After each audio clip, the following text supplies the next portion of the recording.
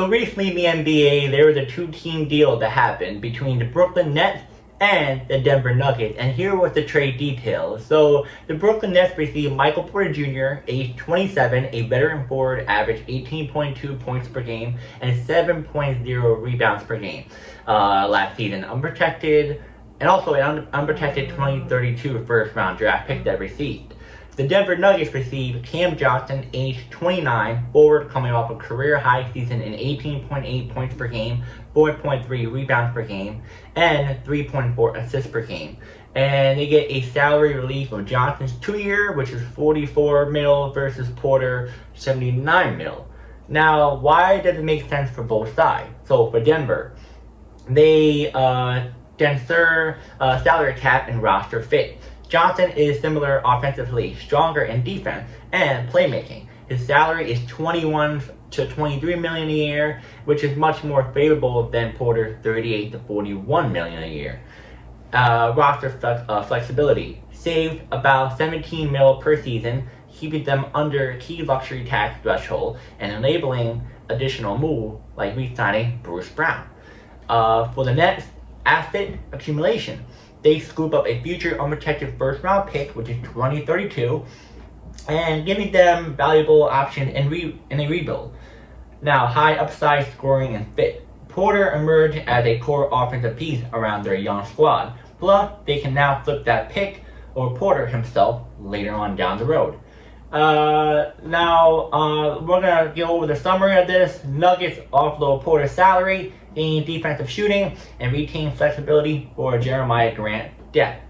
The Nets take a bet on Porter's offensive ceiling and bolsters future assets in their rebuild.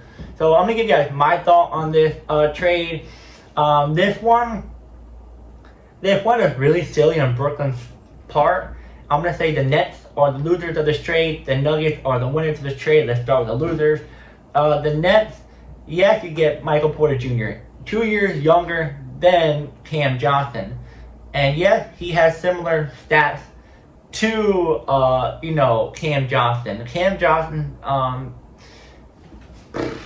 trying to put a finger on this. I want to say this is horrible for Brooklyn, but you kind of step back a little bit because you get a kind of an injury-prone of Michael Porter Jr., and then, yes, you get unprotected 2032 first-round draft pick, but you get a little bit injury-prone player Michael Porter Jr., and on top of that, you pretty much are paying more money for him.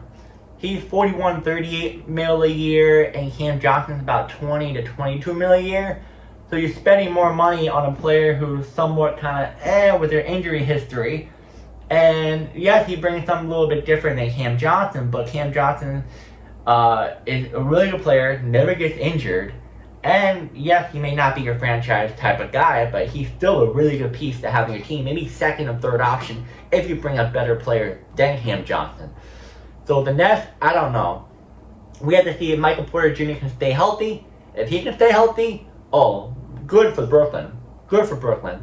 He's young, he's hungry, but if he doesn't stay healthy, a little bit of risk. And you spend a lot of money on a guy who doesn't stay on the court that much. Now, for the Denver Nuggets, you get, yes, he's 2 years older than Michael Porter Jr., but he's healthier. He does similar stuff like, Michael Porter Jr., maybe not everything. And he doesn't cost as much. You're away from the threshold. You're able to sign, bench players.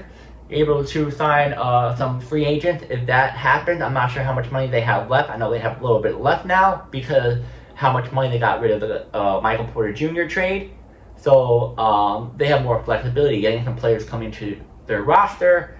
I think Cam Johnson's overall a little better than Michael Porter Jr. It might sound kind of crazy because Michael Porter Jr. had maybe a higher ceiling than Cam Johnson, but roster fit wise, it wasn't gonna go well for Michael Porter Jr. Just contract and his history of injury. Yes, he won a chip with the Denver Nuggets, but time has to come to an end, and this was his time. We just discussed. I feel like Denver's still going to be a playoff team, 100%. I feel like Cam Johnson might be starter. It looks like more likely to start with the Joker and all, Aaron Gordon. Now the Nets, I don't know. I have no idea. They have a good roster.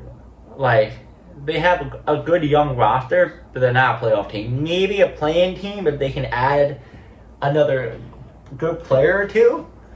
But they're still young, inexperienced. Yes, Michael Porter Jr. brings in the veteran leadership. But I can't see the Nets going to playoffs. Maybe play-in if that happens. The East is pretty weak. So maybe they have a chance. But yeah, let me know in the comment who won this trade. The Nets or the Nuggets. And I'll see you guys in this video.